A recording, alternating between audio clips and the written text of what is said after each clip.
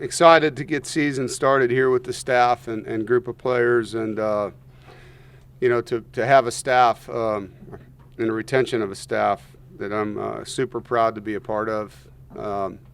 Not just who these guys are and what they stand for, but the chemistry we have together, combined with the experiences we have, not just together on this field, but 340 plus years of games between us, myself and the 10 assistants. And when you add Coach McNeil in there, it goes up dramatically. But it's a group that cares a lot about each other. You talk about our coaching staff, likes to have a good time together, work hard, play hard, and does things for the right reasons. And so I'm excited to start this journey with them. And while it's true that we are a team with a lot of new players, the most I've ever had, I think it's 42 right now, it's also one of the closest group of guys I've been around, and that's unique, which really goes back to what our January, when I walked in that team room for the first time and felt or saw, I guess, how many new faces there were, that we had a lot of work to do off the field and on the field. And it's really been one of the biggest and most fun challenges I've had outside of a season.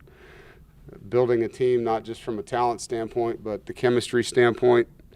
You talk about 17 guys coming in from the portal, and the high school guys that came in, and then the additional guys that have walked on the football team. It's been a fun chemistry experiment. It's really what it is. It's a lot of different people, a lot of different backgrounds, experiences, failures, successes, and one goal, is to come together as a team and be the best team we can be and be a championship roster. And that's really been our goal since we started this journey, is to put together the best group of guys that we can. And I've enjoyed it, and you do that with sweat equity, how hard you work in the off season together, going through those challenges. Coach Thunder and his staff do so well through the summer, and then getting to know each other, being really intentional as a head coach about time in the meeting room, not just on football, but about life, and talking about life, talking about things that have happened, talking about hardships, talking about heroes, being very vulnerable with each other and opening up and reflecting, on things that have happened, things that we can learn from, learning from the past, but being in the present, taking the guys camping in the woods, bringing in different speakers, all these different things, has accumulated into a really fun group to be around. And it's been fun to see them respond and work hard together and embrace what we're trying to do. And we look forward to the season, whatever the season is, the obstacles that come. As you guys know, you can never predict all the things you have to face, but doing it together. Very excited to be in Carter Finley for the opener, and thankful to our fans that have bought in, and to have a sold-out season, not just opener, says a lot. It says a lot, and really looking forward to that. Getting these guys in there and feeling that environment. And I love you guys for that. It means so much. And student section, can't wait to see our students, and a lot of new students, one of the biggest freshman classes in school history. And so getting them to be a part of what game day is all about. And, I would just say, to our fans, that one of the beautiful things about NC State is our Wolfpack mascot, that we are a pack. And we're not a singular thing. It's a bunch of individuals, a bunch of people from all over the place that are a family. And game day has turned into entertainment in a lot of ways. All these sporting events you go to, man, they're incredible. And our light show and our fireworks and the flyovers and the Jumbotron and the sound system. And that's all true. But it's still a bunch of 18 to 23-year-old guys down there work really hard. A coaching staff that works really hard, that are out there trying to do their best to win games. And I think the one thing I've learned over time is we can have a 12th man. We have one of the greatest game day atmospheres when we get that thing going the right direction. And just for our fan base and our students and everybody, man, we need you on your feet at the right times We need you loud in the key moments, the third downs when our defense is trying to stop somebody, the red zone when our defense is trying to stop somebody, the celebrations after big plays that we make, and then understanding when our offense is on the field, letting them hear each other, be loud at the right times. And yes, it is about entertaining the fans, but it's more entertaining when we win. And so that home field advantage needs to be that. We're not asking for your criticism on game day. We're asking for your support on game day. And so many times you see, and I go to games too. I go to NFL games and high school games, and man, it's like everybody knows what the coach should be doing. Everybody knows what the players should have done, and you don't. And I'm not criticizing you. You're trying to be a fan.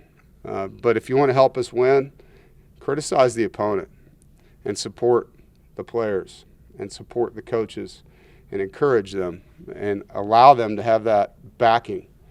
And I think that's something we can be better at. And I'm so thankful to our fans for the support and what they do. But this is, we're riding a wave right now, man. I think one of the coolest things I was able to be a part of was at the men's basketball Elite Eight game in Dallas. I'm in the section there where the parents of the men's basketball team were around me, and I could just hear them cheering for each other's kids throughout the game. I mean, it was so cool to hear DJ Burns' dad screaming at other players in a positive way throughout the game, encouraging them. And that's what One Pack, One Goal is in my mind. It's a united mission to win a championship, and that's everybody that works here, everybody that cheers for us. And all of us are a part of winning a championship, and you all got to feel what that's like. This offseason with so many of our sports, so proud of them. And so let's go together into this march of 4 months of football, which could turn into 5 months of football now. It's the longest football season in college football history coming up, going all the way into the second academic semester, first time ever. And so it's going to be a lot. And so we ask for everybody to understand that, and it's not a sprint. It's a marathon. I'm excited, very excited, to have a football team like we do, a staff like we do, and a fan base like we do. And let's get the stadium rocking. Let's make it really hard for these other teams. And our students, you guys are the heartbeat. You're the pulse of game day. You really are. And so remember that and get out there and have fun and get those people up. With our football team, I love the way that our transfers have integrated into our team. I was worried about that, and we worked really hard to single out the right type of guy. We call them our kind of guys, but guys that fit not just our team, but the mantra that we have of working. And I also love how our returners have embraced those guys, and it's really been fun to see what they do, together and how they've come in, the older players, and just jumped right in the middle of it. And in some ways enhanced some things, in some ways changed for them. And it's about earning trust, as a coach and player to player, player to coach, coach to player. And there's really been open arms in that from all sides. I love the way our captains were voted on. There was a lot of guys on our team that earned votes, but I spoke a lot to the team about what leadership looks like, and having guys that really walk the walk. And we got to see a great vision of that last year with Peyton, not just as a football player, but how he stood up for teammates, how he played on the field, how he talked about his teammates, and all those things. I thought it was incredible to be a part of. And I'm proud of Davin Van and Grayson McCall, Zeke Carell, and Sean Brown for getting the most votes. And there's a lot of guys that got some. There's a lot of good leadership, and you got to see that throughout the offseason with guys leading their position groups, with Aiden White and Devin Boykin in the secondary, and Caden Fordham and Betty at the linebackers, and Jordan Waters, and see Tim McKay at the offensive line, Anthony Belton. There's so many of them, the guys have really developed that way. And so that's part of this as a coach, because, leadership is easy when things are good, as you know, the adversity is going to happen at some point, and that's when the leaders got to be their best, from myself down. You talk about our first opponent, Western Carolina, 7-win team last year. They were the number one offense in 7 statistical categories in FCS last season. They did a tremendous job offensively, scored a ton of points. And their quarterback returns, and he's a coach's kid, Cole Gonzalez. I know his father well. Billy's a really good receiver coach. And you can see that Cole's a coach's son. He's a leader. He understands the game. He manages the game. He gets the ball in playmakers' hands. They run a very fast up-tempo system, which you guys see a lot, but they get the ball in space to playmakers. And they got a head coach that's a vet, and he's coached a lot of places and has done a great job. He's done a really good job with his program, bringing Western Carolina up to where they are. And I'm excited to see us play. The game obviously is coming quick, and game days it's a gift. I mean, these kids work really hard for 12 guaranteed opportunities to play, which means they're training for 340 plus days to play 12. And the games bring out the truth. They're really opportunity to see where you're at. It's not an indication of where you're going to end up by any means, but that first game tells you a lot. And I've always felt that in college football, pro football, a lot more games are lost than won. Self-inflicted things, and that's something we've worked really hard on as a football program. I don't know if I've ever spent more time on situational football. As you know, the 2-minute warning is new to college football. And so all these different things, from helmet communication to the sideline tablets to the 2-minute warning, really helping our guys be in as many game-like situations where we can go through those steps and be ready for them.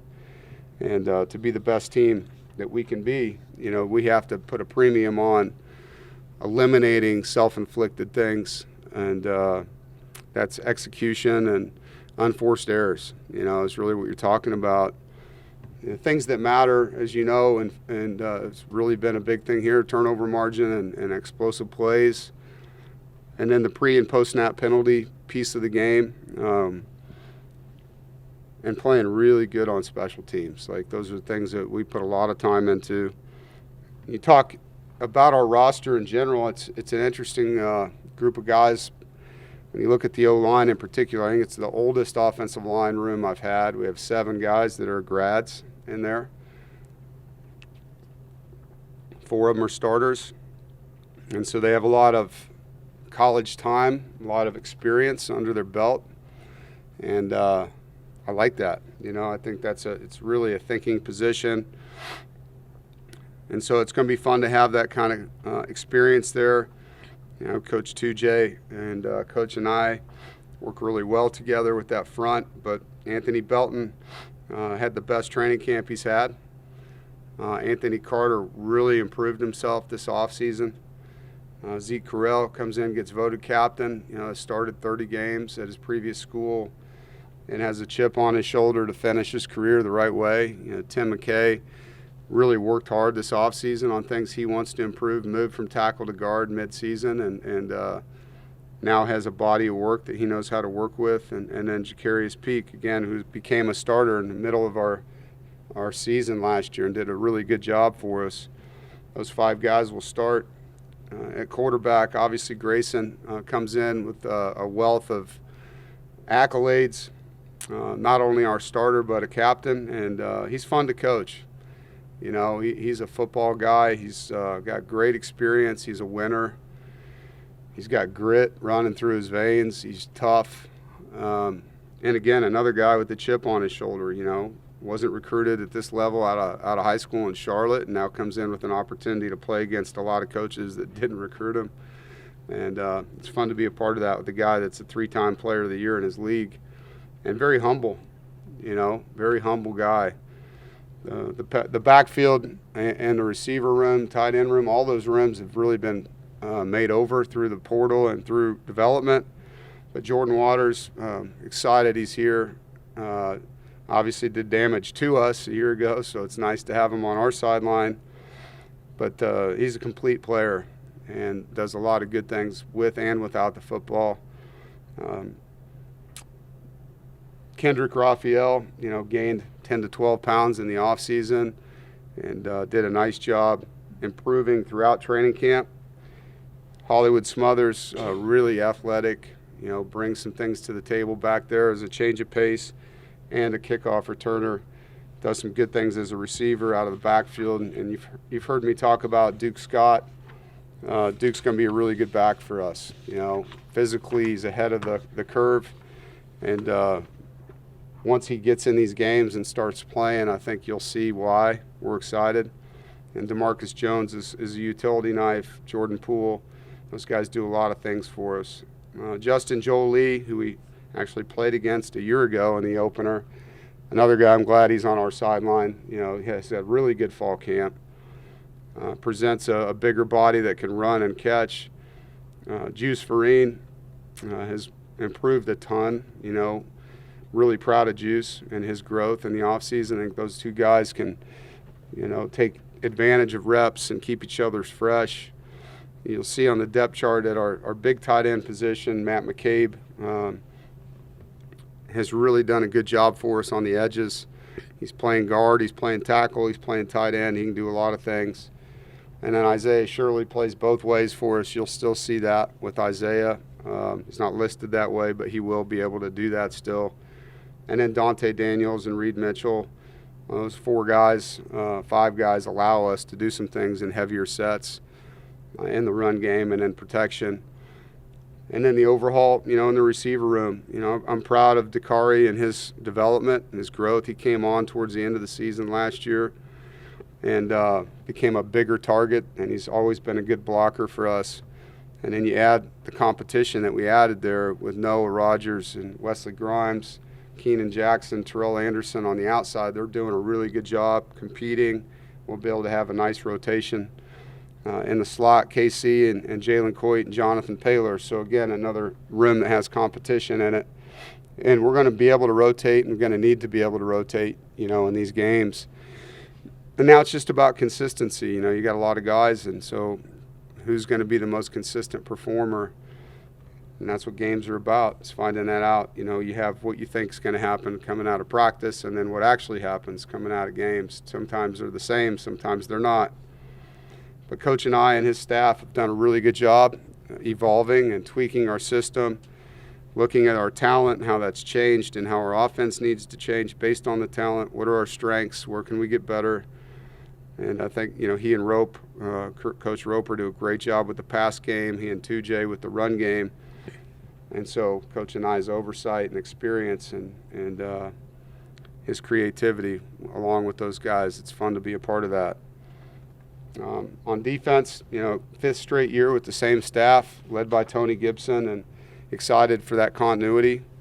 And I know those guys have another chip on their shoulder about just the lack of respect maybe they get with losing one player that was so good, and how are they going to make up for that player's loss. There's a lot of guys that want to show that to everybody.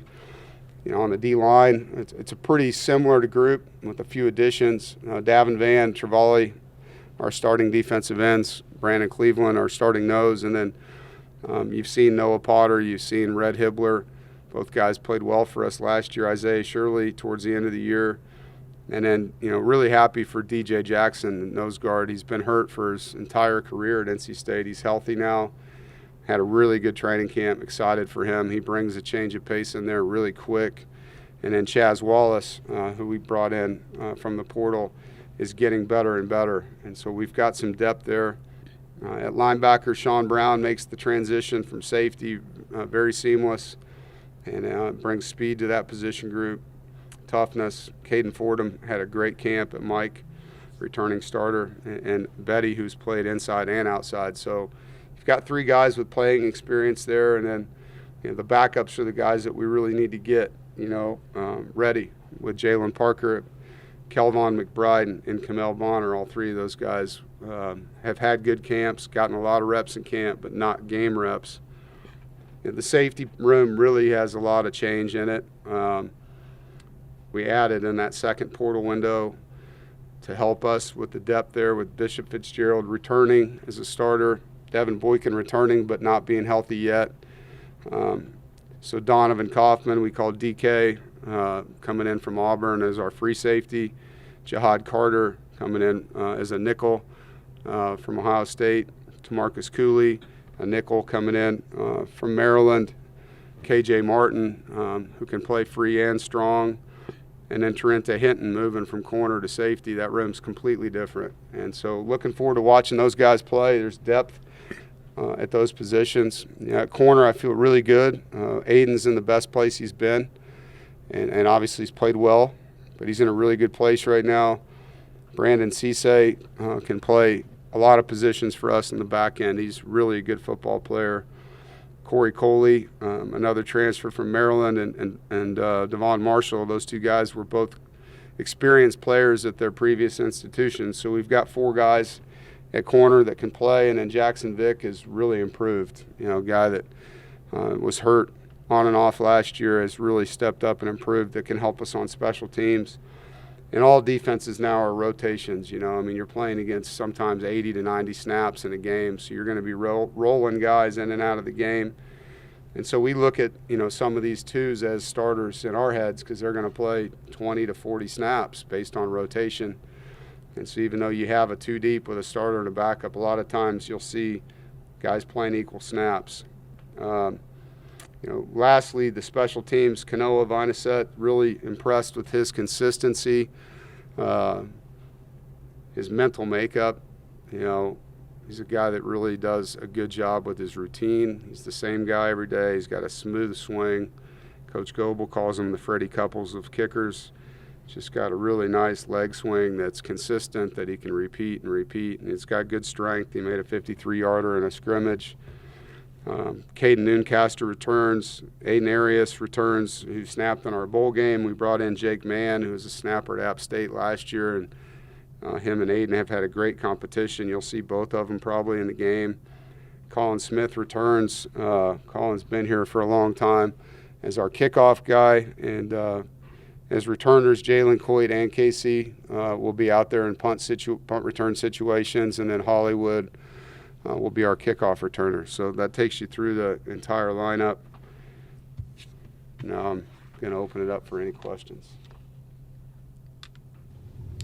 I guess the first thing for you, obviously Western Carolina being the season opener, what do you hope to learn out of this game before you get to Tennessee the following week? Well, I hope to learn a lot. I think there's going to be really good things that come out of the game that we didn't expect, and then there's going to be things we got to fix. And but how are we going to manage a tempo offense? How are we going to manage things that happen in a game from a negative standpoint? As players, you're not having fans and TV and all the things that go on with game day there. How are they going to handle game day? In general, and then adversity, different than in practice. In practice, you have a penalty or a drop, and it's next play you just move on. Well, in the game, there's bigger repercussions mentally sometimes. Can they get to the next play? How do they sustain success? If they're having it, do they relax? Do they keep their foot on the gas? If they're not having it, can they snap back and regain it? And what's the leadership like on the sideline in the game? What's the leadership like in the huddles in the locker room? The impact of the helmet, the impact of the tablets, all that. Like, we haven't been through a full game with all this stuff, and so there's going to be a lot of learning, some on the field, some off the field, I think, that comes out of game one. And obviously we've got a lot of big tests in front of us, so no matter who we play after the first week, we want to be better and better and better and better as this season goes on. You talked about some guys having a chip on their shoulder on the defense, that because Peyton's not here, somehow the defense isn't going to be as good. Tony's had such a long, successful history of Peyton's one of one, but that the linebackers have been exceptional for a long time under him. How have those guys sort of embraced this role of chip on their shoulder, Tony Gibson linebackers? Yeah, and I think goes back to Isaiah Moore and Drake Thomas and Levi. Obviously Peyton, there's been a lot of them that have played well. Jermaine Pratt, Arias Moore. There's guys that have played really good in our defenses here at that position, and you always want to leave things better than you found them, right? And I think that's it. These guys want to play as well as they can, because the standard of that room and all of our rooms is you want that. You want to leave things better than you found them. And so I think as players and as coaches, the not on my watch type of thing, that something's going to drop off. Like, there's some internal pride about that guys have. And, when you hear that you can't do something, that's a good motivator. And so I think those guys are hearing it or reading it, and I'm excited to see what they can do, and it's their opportunity now. And the film is your resume, so when you go out there, it's what you get to do. It's what you get to show. It's really an indicative thing of what you talk about and all the things that the linebackers and coach are trying to represent. So I know they're excited to prove themselves and take the next step. In college basketball, they talk about getting old and then staying old. You mentioned your offensive line, all those graduates dotted up and down the 2D. How important is getting old or staying old in college football now, especially given how long the season is and how much experience plays a factor? Yeah, one thing you can't do as a coach is make a guy experienced. You just can't do that. You play a freshman, he's a freshman. No matter how good he is, that's what he is. And there's going to be some mistakes that come with that youth. And so that is an advantage of bringing in older players, To staying old, I think, there's two ways to do that. There's the developmental piece of bringing younger players up and growing them like we do. And that's why you see we still had 18 high school signees in that class. And you want to have a blend of guys that have come in that are in their last year or two, and guys that you're going to get to that point as well, because they understand. And I think the longevity of being in a program, when you look at some of these guys like the Davin Vans and Sean Browns, Anthony Belt and Tim McKay, guys that have been here a long time, like their blood's in the bricks here, man. They've been a part of building this thing, and there's a lot to that. Like, you do not want it to not go your way because of how much you've invested, And so I think you need a blend of that. And I do think it's okay, to have some young guys playing too. Like, there's some freshness, and, obviously KC brought a lot of juice to our offense last year as a young guy, So I think you can have that. You just don't want to be a bunch of that. We had that one year when I had a lot of injuries, and that was tough.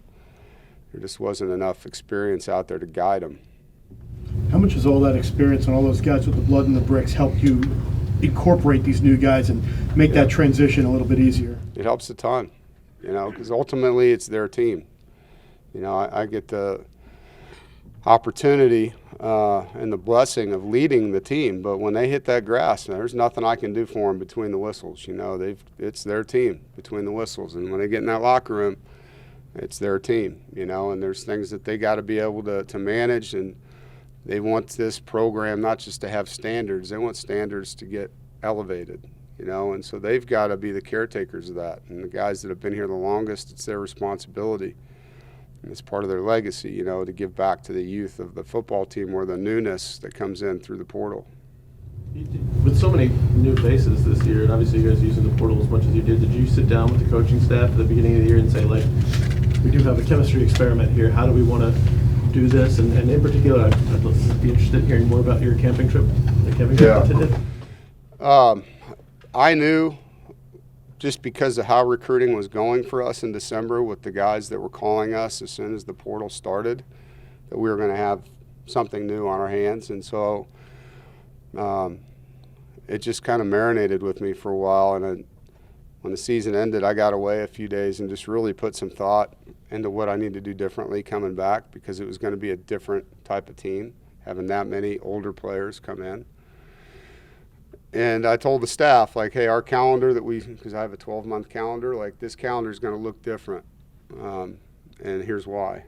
And we got to get these guys closer quick. And we can't just say it. Like, we have to create space for that on the calendar, not just when we're having meetings where we do Real World Wednesday and guys will get up and talk about their lives, but getting them out of their comfort zone, getting them out of the building. And so I had some good help, Jamie Slife, who's a good friend that works with the program, Special Forces, former Special Forces, And I talked a lot about, like, what have you done with other teams? Like, is there a place I can go with these guys? These guys have no idea what it's like to be in the woods at night. How can I get them somewhere and do something really cool with them? And it was his idea. He had been to the Camp Rockfish, which is down near Fayetteville, and it's a huge family camp. They do all kinds of different things down there. But they've got 20-plus outdoor leadership courses, and from climbing walls to flipping tires to whatever, they come up with it. And Jamie had done that, and not with a football team. He'd done it with smaller teams, baseball, softball, things like that. And he thought it would be really cool if we could do that. And so we were able to get Jamie and his team and then our team, and then go down there for a night and teach them all kinds of stuff away from football and get them out of their comfort zone and let them sleep in bunkhouses with their coaches, by the way. So it wasn't just players out of their comfort zone. I mean, you got, Coach and I sleeping in a bunkhouse with a bunch of players and all this stuff going on, and, the coaches are looking at me like I'm crazy. But I felt like it was something we needed to do, is to give them a unique life experience, and it was phenomenal. We came out of there really as one. Did some interesting things wellness-wise. We've got a really good wellness coach that we've been working with as well that, taught the guys breath work and got them in the cold water. We're all in a lake together, a 55-degree lake, and there's guys that were freaking out, I mean, you're in a lake in Fayetteville. Who knows what's in that water with you? And, yeah, muddy, smelly, cold, but just everybody doing the same thing together. And so it was really good. We did it right towards the end of spring ball. It was just a good way to kind of bring them together before spring ball ended, and then we, get ready for the summer program. But, coming out of December, I just felt like nothing was off limits when it came to how we need to get these guys closer. And that's one of the things I like to do. I like to do things differently. I don't, just because it worked doesn't mean it's best. Your ingredients on a football team are completely different every year. Year 12 for you, Coach. What are you most proud of that you as a coach have accomplished from the time you got here to where we are now? Yeah, I think just the consistency, the environment that we have for these guys. It's what I hoped it would be. Obviously, we want to have a championship trophy in that house with us too. But it's a place where guys can be themselves. It's a place where you teach respect, and it's a family environment. And I don't just say that because coaches say it. It is. I mean, people genuinely love each other in that building. We have incredible people working in there. Like, I mean, you go from one department to the next department. I don't care if you're talking about nutrition or talking about mental health, you're talking about the training staff, you're talking about the strength coaches, whoever it is, our operations department, our recruiting department, our graphics department, you name it, we have incredibly talented, good people around. And I'm proud of that, because those are all the people that I've been able to hire and retain, and thankful that I've had the ability to do that with Boo's help, because it hasn't always been that way. Sometimes you're in there like, man, I wish we could do better than this, but we got some great people, and so I get to come to work today and be surrounded, by guys I look forward to being around, not just guys. I mean, it's a team of everybody's in there, and so, yeah, I'm very blessed to have the staff that I do. Coach, a bit piggybacking off his question from on a technical level, obviously you mentioned all the new transfers you have, with a majority of the offense actually being brand new people. What's it been like for you, Coach and I, and the offensive staff in terms of making a new offense that incorporates all these new transfers, not only just the players themselves, but kind of their play style compared to last year? It's been a process. I think every time you go to practice, sometimes things get uncovered about what a guy can do, because sometimes it takes a player a while to show you what he's really good at. They might just be thinking too much, or they're not in good enough shape yet to really expose what they can and can't do. But it's a process, and that's one of the strengths that Coach and I has. He's very, very pliable when it comes to moving things around and adjusting. from routes to blocking schemes to formations to motions. He's done a lot in his career, and so he can adjust pretty quickly. But it's been a fun process too, you know, because obviously the offense ran through our slot last year for obvious reason why. He was really, really talented and he could do things with the football. And now it's keeping that in the offense and, you know, what else is going to happen with Jordan Waters, with Noah, with Dakari and all these things, Justin Jolie. So, yeah, it's been fun to watch, and it's going to continue to evolve. Like game one, we're going to come out of that game with some insight, and then we got to tweak and change things a little bit for the next one and then continue and continue. And I think you saw a really good visual of that last season. You know, we were completely different in the first half than we were in the second half offensively, not just production but systematically. What's it been like for you to watch the development of Matt McCabe, you know, the last 3 or 4 years? Yeah, proud of Matt. You know, he's put on probably 70 pounds of really good weight. Works really hard, earned a scholarship, and now he's starting, you know, for us at tight end, and he's also, you know, one of the primary backups inside. If something would happen, he could go play guard. And so really proud of him. It's a great story. And I think a year from now, if we don't have walk-ons, if that ends up being real, like that'll be a story you point to as what we're losing in college football or those kind of stories. But yeah, couldn't say enough good things about him. I'm really excited for him. I told him that yesterday. I'm like, you've worked really hard, and I can't wait to see what you do, you know, and he's really excited.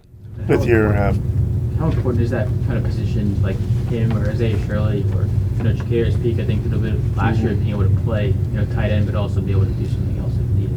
Well, it gives somebody a role that's kind of a sixth man for you on the O-line. Sometimes it also opens up some run game, you know. I think when you have a blocking tight end like that can also run, like Isaiah was a tight end in high school, he can catch the football. Like, he's not just a guy that can block, you know, and so it opens up run game, play actions, gives you a really physical 3 or 4-man surface. Sometimes it can get softer, and that's the opposite of what we want it to be. We want to be able to be really physical at the point of attack when we have those guys in the game, and they can play on the ball, they can play off the ball. So it just adds things in the run game, which are really important, you know, when it comes to sustaining drives and short yardage or 4-minute situations. And so, yeah, I'm excited that we have the ability to expand and contract. You know what I mean? Like, we can get 5 really fast dudes out there in a heartbeat, and we can get really physical and big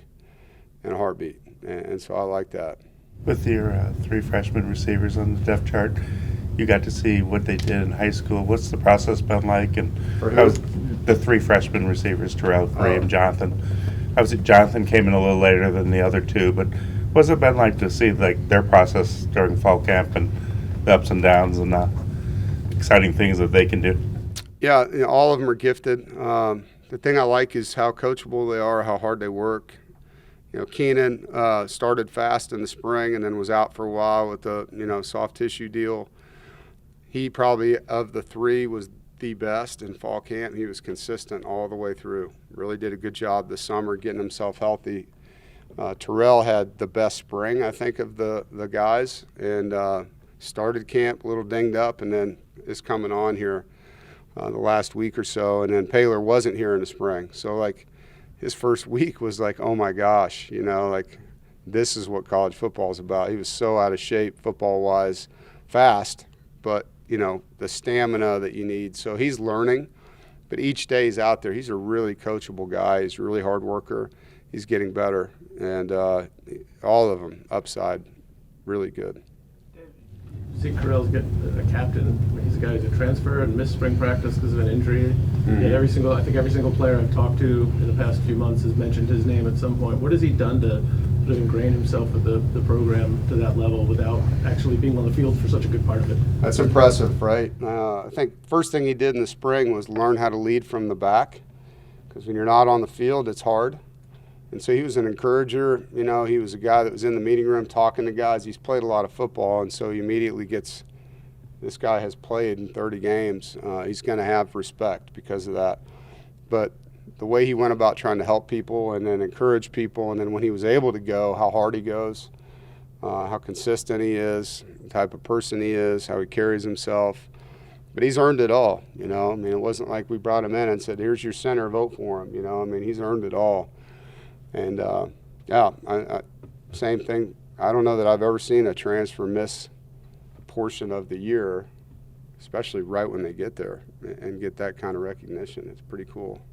You said Anthony Belton has had the best fall camp of his career here. Yeah. What have you seen out of him that separates that? You know, he's in really good shape. His practice habits have become escalated as far as the urgency and the focus. Anthony likes to have fun. He's got a great personality, and sometimes that gets too close to the game for him. I think, you know, being able to compartmentalize those things, and this is work, this is fun, and knowing when it's time to do both. He's really grown up. He's had a really good fall camp, and I'm excited for him. Really excited. Like, he is playing good football right now. You mentioned 5 years or so, you've had anywhere between 68, 75 in-state players, and you've been able to retain a lot of them year over year. Why is that such a big deal to have those guys in this program? You know, when I came up in the sport at other schools I've worked at and won championships at some of them and helped them build programs, when I looked at those programs, they were all heavily tilted to in-state.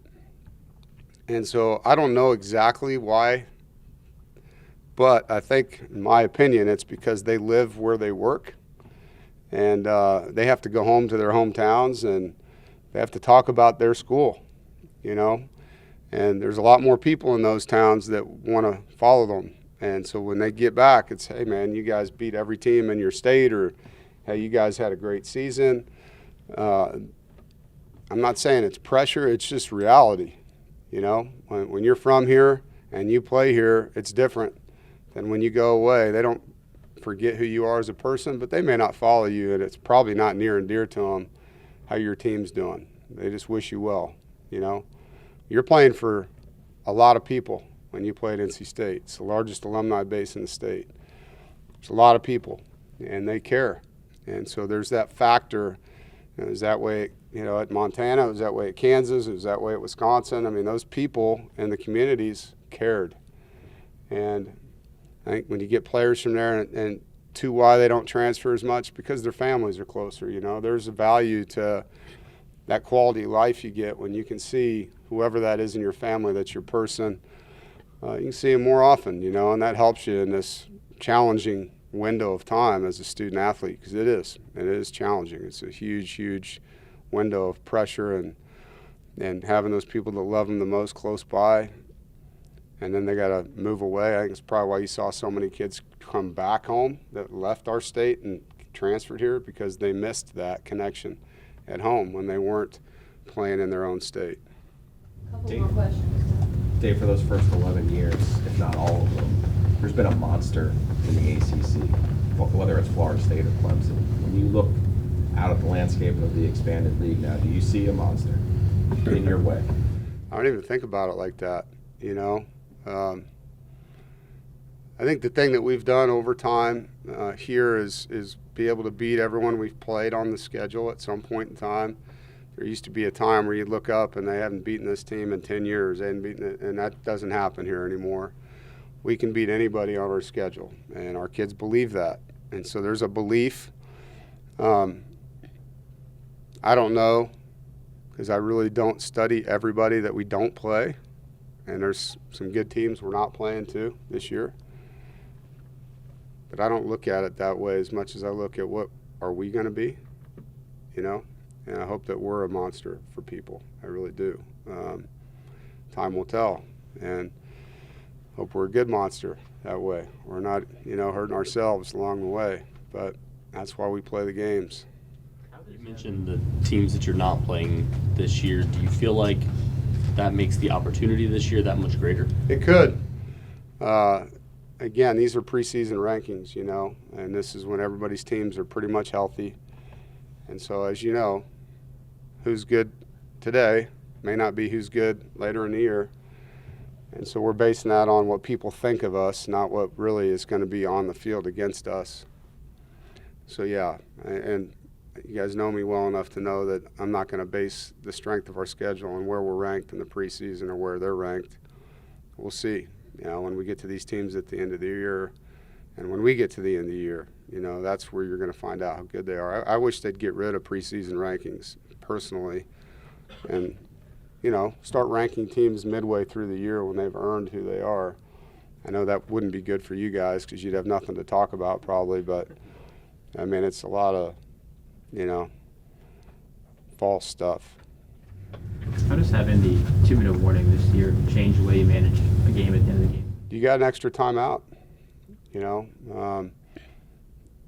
and plays that could happen going into the 2 minutes could be different because there's going to be a stoppage there. Like you might have a team that just throws the ball in past, and now they're going to run the football because there's 2:10 on the clock, and it's going to stop. They don't have to get a play that goes out of bounds.